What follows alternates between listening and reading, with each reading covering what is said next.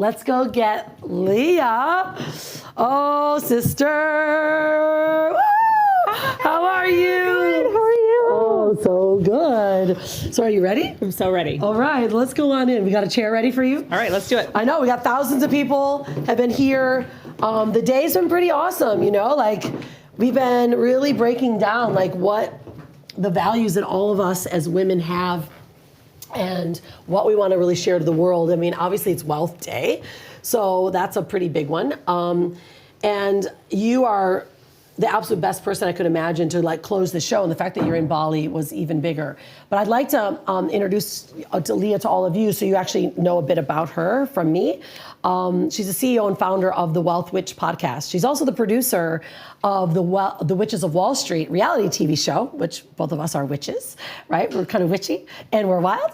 And she's a holistic wealth strategist and thought leader and the creator of the emotional resonance clearing modality.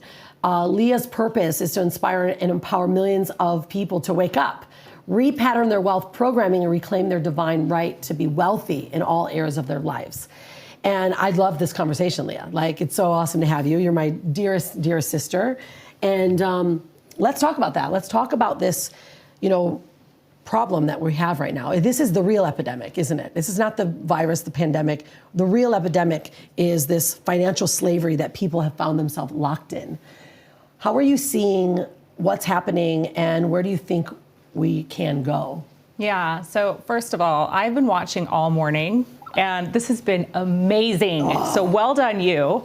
Yeah, you know, I think that the last year and a half, coming on 2 years now, right, we've just found ourselves in this place that I don't think any of us thought we were going to be. Yeah.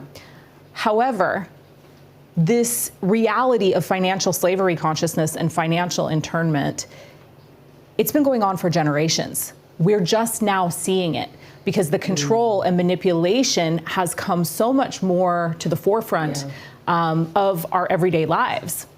And so, you know, while part of this is, it's heartbreaking to see what's happening to families across the world with the lockdowns and the closing down of businesses and people just not being able to earn money the way that they used to, I really believe that this is a big blessing right now, because we're getting an opportunity to see how we've been controlled and manipulated for generations. So talk about that, because I know, I mean, this is sensitive, right, guys? So just remember, we're going to be talking about some real shit here. Well, excuse me, I didn't even mean to swear, because it's so meaningful, right? We're going to be talking about some real stuff that you need to wake up. That's why we're here today, because we know too, when women of the family become more wealthy, the families then become more abundant. You're making decisions right now for your family, and what's happening is where you now can crack open and to start make a shift. So let's talk about how this programming, what's been happening. I mean, Yeah, well, I mean, we can actually trace this back. We're talking about women gone wild, right? So we can actually trace this back to the Inquisition and to the, you know, and even before that with the squashing of the divine feminine. Yeah. So we were stripped of the things that made us most powerful in the world, our intuition, our gifts, our healing abilities. And it burned at the stake. And with that, our ability, our ability to be properly resourced. Yeah. Because we cared for and supported the witches in our tribe, the healers, the medicine women, those women that were there to support the tribe and the community. And so they were properly resourced and they were properly taken care of. But, you know, with the canonization of the Bible and the rise of the patriarchy, we saw a removal of the divine feminine. And with that, women's ability to be properly resourced and to earn money. And then we've got this global economy that's built on the back of bodies. And has been as long as we can remember. So there's a lot of things that I think that people aren't comfortable looking at because we're not following the money line, which you talk about, and we're not looking at honest wealth. We are unaware of how the dollars that we spend are supporting slave labor, are supporting sex trafficking. And we are controlled and manipulated so much with the things that we need to survive and the things that we need to have in order to provide for our families. Yeah. So, you know, it's a a conversation I think we could have for probably 12 hours. And we do. I mean, we talk about the same exact stuff every single time because it's about like cracking that code. Like I know some people are watching, they're like, what are you talking about? This is tough. Life is tough for me right now. Everything is tough. You know, we're going to rely on the government. No, it's not. This is what they want you to believe. They've been wanting to make you think that you cannot have wealth and now you're at a ceiling. You know, and so how do we help reprogram this? Like, how do we shift this? Because you talk about deconstructing financial slavery. Like, this is a big statement. Yeah. So, I mean, the first thing that I want to say to any of the people who are watching, that if you're struggling, if you're having difficulty making ends meet, if you're having difficulty, you know, making your car payment, making your house payment, your credit score has gone to hell, if you're struggling financially, you're actually doing exactly what the global financial agenda wants you to do. That's it. Because it's keeping you leveraged, it's keeping you from your sovereignty, and it's keeping you from being free from a system that doesn't have our highest and best interests at heart. So for me, I think that the very first thing that we can do and the most important thing that we do is to begin to question everything, especially the things that we've always just believed to be true because our parents and our grandparents and our great-grandparents believed them and told us they were true. If we begin to ask ourselves, if this thing that I believed is true, my whole entire life was a lie, who would benefit from me believing that lie? And if there's a corporation, a government, or a regulatory body or agency that would benefit financially from you believing that lie, it's really time to start opening your eyes. And they're going to invest in it. Yep. Right? Yep. So let's talk about women in wealth, right? You work a lot with women. And, you know, obviously this is what Women Gone Wild's about. It's about creating the safe container for women to actually go wild. And with wild, that means wealth. It means intuition, leadership, diversity, embracing all of it to have an enriching life. What do you think is stopping women from actually believing in themselves and creating more wealth? Well, I think that, you know, the biggest thing is fear. Yeah. And I think we fear each other. We fear shining more than, rising up above others, because we've really been programmed and conditioned our whole lives to not trust each other. Well, you were the one that gave me this, you put it into words, this crab bucket mentality. And it just like, it gave me the visual immediately that I knew everyone could understand. Yeah. You know, and it's like that holding each other down. Yeah. I mean, instead of like literally lifting and pulling. So if you take a 5-gallon bucket and you put a bunch of crabs in it, no crab will ever escape that bucket. Because the minute one puts its little pincher on the edge and is about to get out, the rest pull it back down. And so, you know, we refer to this on this side of the world in Australia, tall poppy syndrome. Yeah. It's the same. Don't grow taller than the other poppies, right? Don't shine too much. Don't become too powerful. Don't become too successful. And because of those times during the Inquisition when we were forced to turn on each other, we just have a deep mistrust. Yeah. And so I think that a lot of us don't step into our sovereignty and our ability to become economically free because we're afraid of what our sisters, how they're going to react or how they're going to tear us down. Well, and I think we have that, like, we have that wound. Like, you know, it's a lot of it comes from our generations as well. Like, my generation, you know, my grandmother was a Cherokee Indian, all right? She was like a medicine woman. And I grew up and I didn't want to be airy-fairy, right? Because it was just coming into the 70s, into the 80s, into the 90s when it was like big thing to be a professional woman, right? And to own a business. So I completely blocked all of that and went the opposite way. But what happened is that I became really hard. I had started to lose a lot of that feminine, that divine feminine energy and power that I had, and I was just following my masculine, what I was told to do, to be accepted, to make more money, and I was then stepping on other women, right, without even realizing it. Like, that was so accepted. And it makes me sick to think that that is how we were told that success is. Yeah. Yeah, and I mean, you know my story, very similar. And you know, for me, the beauty of this movement and the beauty of, you know, the work that we're doing in the world to bring awareness to this is that we have a choice. We don't have to live like that anymore. We get to actually say, no, I want to come together with other women, because together we're so much stronger. Yes. And together we rise greater than we ever can on our own. And so to me, it's like this Women Gone Wild is so incredible, because it is this movement to re-wild ourselves. Because once we were wild, don't forget, like once we were so in our bodies and in our, in our love and in our fierce protectiveness of our tribe. And to me, that is true wealth. When we have wealth in every single area of our lives, that's true wealth. But when we're stifling each other and ourselves, and we're controlling what we allow the world to see, and we're kind of trying to stay in these boxes of what's societally acceptable, it doesn't work. It doesn't work. And this is why we've not only wrote this book. Leah, of course, was one of the chapters in the book. I think you're like chapter 9, 109, because that's also your very divine number. My life path. Her life path number. 9. And she talks about divine decision making. And, it's so cool because the book, once this book came out, and then it like turned into this manifesto, and now we're creating the women's largest network and the largest movement of women coming together. Like, what do you think should be next? Like, how do you think women should be, like the decisions that they're making? Like, many are here maybe trying to start a business, they haven't. Like, what do you think people should really start?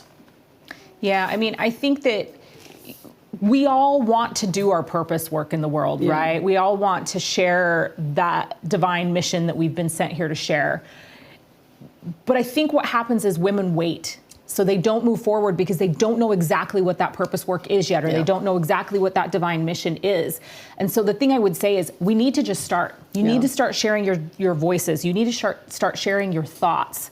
And you need to start thinking about how you can monetize that. Yeah. It's so important right now. We have to begin to look at how we can open up different streams of revenue, because as we know, if the last, year and a half has showed us anything, it has showed us that what we once believed was safe, stable, and secure is no longer. Yeah.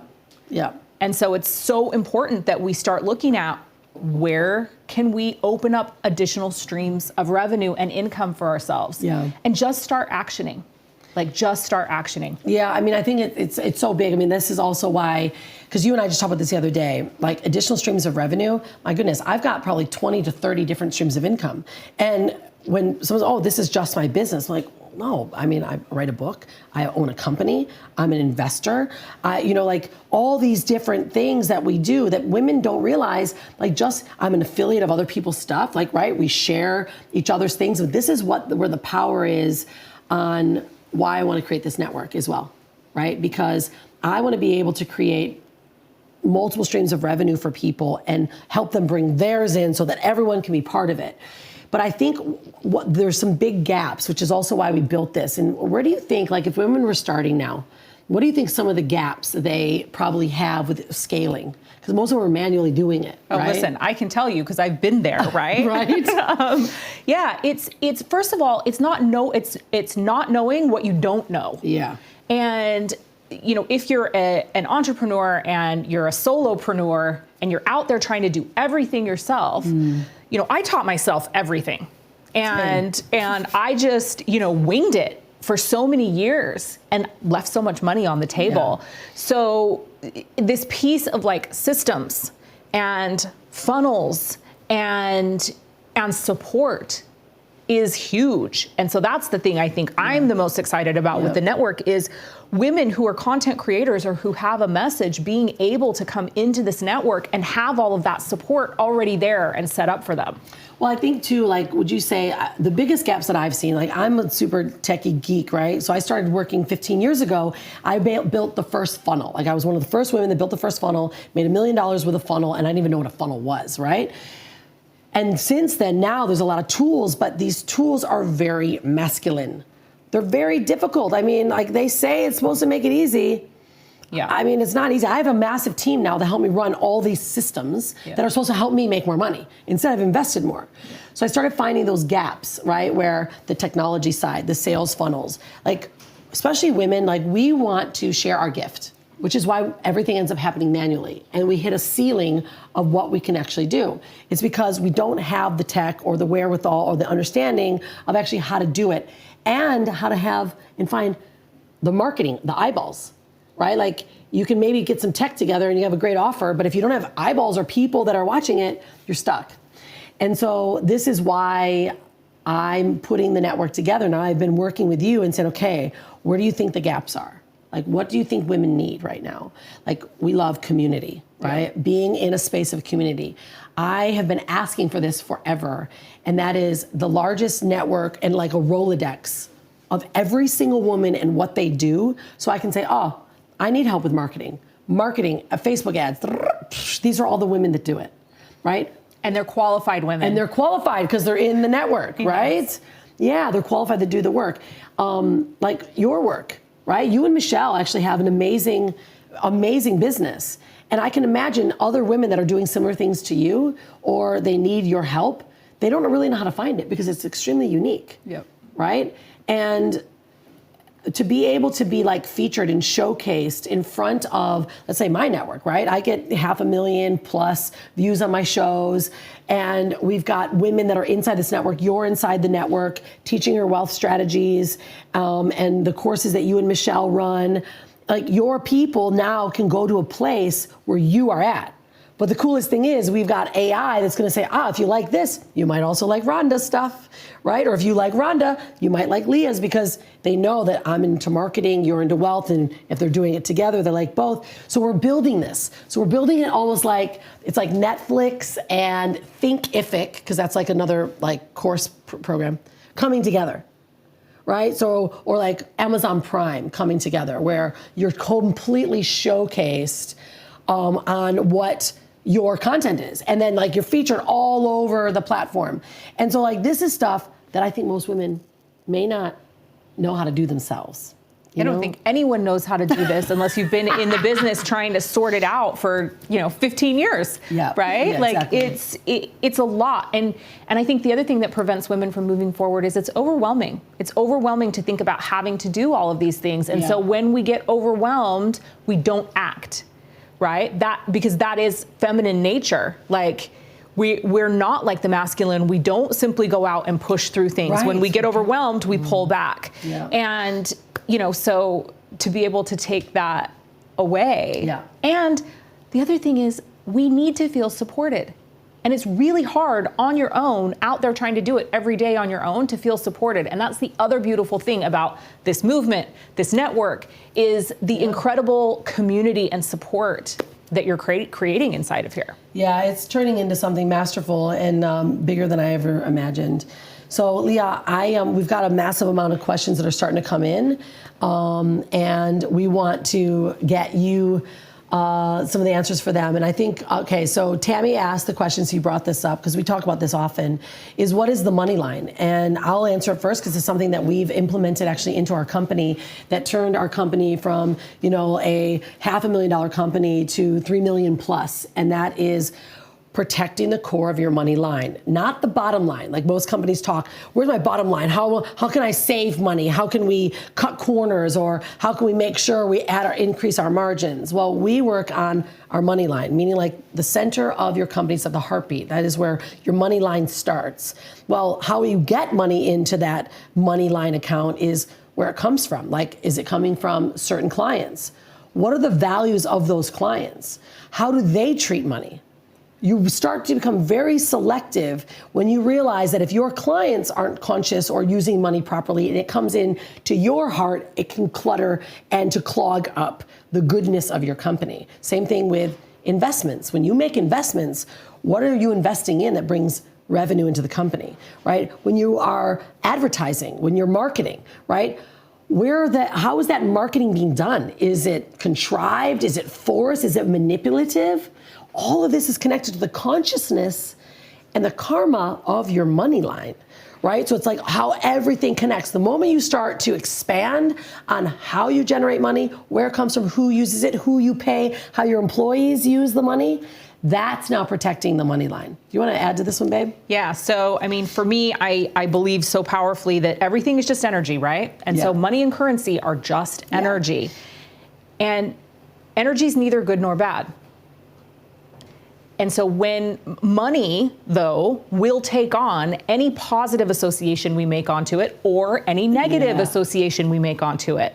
So this is part of why we get this money is the root of all evil and all of this programming around greed and all of this, because are there people out there that make money that do horrible things with it? Absolutely. Yeah. But that doesn't mean that money is evil. It doesn't mean that money is bad. And so money will take on that vibration and frequency that you choose for it to take on. So for me, this is the work that I do, and what I really like to focus on is that not all money is good money. And you said it really, really well. It's like, don't take money because you're in a place of scarcity or lack from somebody that is not in integrity with the work that you're doing or in alignment with your divine immortal soul. It's really important that we start to look at what's in alignment for us. Because the thing is that I will tell you, you sacrifice a few in the beginning for so much more in the end. And, I think that many of us have learned this the hard way, especially if you've been in business for a long time, especially those of us that worked in corporate. But you get to make a choice in each moment about what your interaction and your relationship with money is going to be. And if you choose to come to money from an aligned place, from a place of desiring to be a good custodian of your money, and that means paying attention to where it's coming from and where you're putting it. The other thing that I know you and I both believe so strongly in is the universal law of giving. And that giving 10% or more, usually, right, back to causes that we care about. That is beautiful custodianship of the money line. That's beautiful. That's a beautiful way to make sure that money is continuing to circulate in a positive, high vibrational, high frequency way. It's interesting you say that. I remember when someone told us to tithe, right? They call it tithe. We call it aving because our number is 8. And we give 8% of everything that we earn to others in need or charities. And at first I'm like, we didn't have the money. We did not have the money. In fact, my husband still has a receipt. When we were in Fiji, there was the Fijian team, they're going to the big championship, but they had raggedy uniforms. They were like a village team that came together, but they won, they won. And so we said, well, we'll help them. We were going to buy them t-shirts. We get there and we find out they need socks, they need shoes, they need everything, right? This is like 40 men. And the bill was $3,000. Brian still has the receipt. And we had, I think, 3,000, I think we only had 2,500 in our account at that time. And we wrote the check just hoping that money would come. And he looked at me and showed me like what's in our bank account. I'm like, oh, we wanted just to buy t-shirts. It was going to cost $500, but they needed it all. And we did that. You know what happened? Like 3 days later, like $10,000 comes into our bank account because we were willing to let it go. And I think that's what's happening right now in the States and around the world. People are squeezing on and holding on too tight, and they're changing the energetic karma and the energy of the money because they feel like it's not going to come back. Yeah. There's so much fear right now. You know, that if I could tell people anything, it's let go of the fear. Put down the fear. Trust yourself. Trust your connection with source, God, source, universe, all that is, whatever it is that you believe is there helping and supporting us in our journey. The fear is not serving us. It is the most debilitating spiritual sickness that we have right now. And so, the trust part is so huge. Yeah, I think that's the biggest. And so trust yourself. Let's get some questions because I already see some questions popping up over here. Janae is asking, I want to release my guilt around money, but it keeps coming back. What should we do about that? Yeah, so I mean, guilt and shame, right, are two of the lowest vibrating emotions, and these are the emotions that affect us most when it comes to money, but it's also the emotions that are used to control and manipulate us the most. And so, I tell my clients all the time, stop beating yourself up for what you didn't know then. And when we step into this place of custodianship and we have an awareness about our past mistakes and about how we weren't a good custodian of money previously, but then we step into the now and say, okay, from this moment forward, I want to do better. Yeah. And you start actioning that, and you start moving forward in being a good custodian of money, it cannot help but shift that guilt.